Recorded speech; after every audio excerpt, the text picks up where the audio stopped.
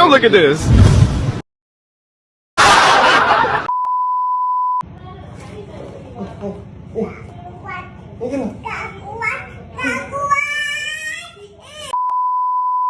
Membuat tidurku tak nyenyak, dia membuat makan pun tak enak. Tapi bohong.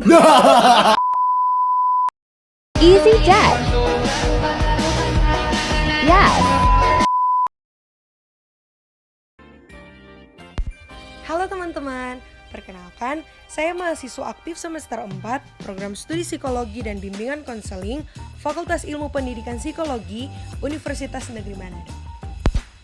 Namun sebelumnya, perkenalkan nama saya Sarah Natali Kristi Sondang dengan NIM 21101060. Dan ini adalah tugas ujian akhir semester saya dengan mata kuliah psikometri dengan dosen pengampu Enci Tiara Veronica. Pada saat ini saya akan membahas tentang validitas dan reliabilitas. Nah teman-teman, kalau berbicara tentang validitas dan reliabilitas, tentunya tidak bisa lepas dari instrumen. Jadi, instrumen yang baik itu adalah instrumen yang valid dan reliable. Instrumen itu dibagi menjadi dua, yaitu ada tes dan ada non-tes. Untuk tes ini contohnya ada tes presentasi belajar, tes intelijensi, dan tes bakat. Kemudian non-tes contohnya adalah pedoman wawancara, penyebaran angket atau kuesioner, dan lembar observasi. Selanjutnya, kita masuk dalam pembahasan tentang validitas. Apa sih sebenarnya validitas itu? Jadi, validitas itu adalah sejauh mana ketepatan dan kecermatan suatu alat ukur dalam melakukan fungsi ukurannya. Misalnya meteran. Meteran digunakan untuk mengukur panjang, bukan mengukur berat. Jadi, kalau meteran digunakan untuk mengukur berat, itu tandanya tidak valid. Validitas ini memiliki 3 jenis, yaitu validitas konstruk, validitas isi, dan validitas kriteria. Saya akan memberikan contoh untuk validitas isi. Jadi, validitas isi ini dilakukan oleh orang yang berkompeten melalui expert judgment.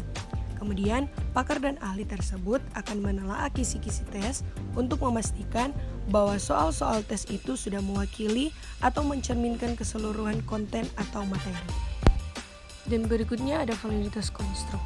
Jadi, validitas konstruk merupakan salah satu tipe validitas internal rasional untuk menunjukkan sejauh mana instrumen tersebut mengungkapkan suatu konstruk teoretik yang hendak diukur.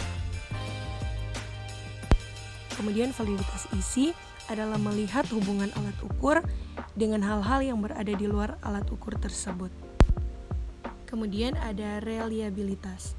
Reliabilitas ini adalah sejauh mana pengukuran dari suatu tes tetap konsisten setelah dilakukan berulang-ulang terhadap subjek dan dalam kondisi yang sama.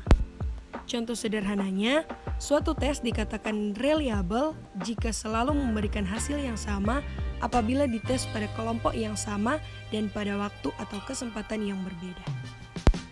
Kemudian, reliabilitas ini ada 4 jenis-jenis, yaitu tes retest, paralel test, konsistensi internal, dan iterator.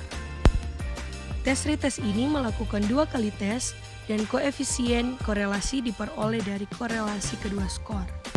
Contoh sederhananya yaitu tes yang pertama dilakukan pada hari ini dan besok harinya dites kembali, kemudian dilihat korelasi antara tes pertama dan tes kedua. Yang kedua, paralel test, yaitu tes yang dilakukan 2 kali dengan 2 jenis tes yang berbeda, yang itemnya juga berbeda, tetapi memiliki sifat yang setara. Selanjutnya ada konsistensi internal, yaitu tes yang dibagi menjadi 2 dan syarat min dan varian belahan 1 dan 2 setara.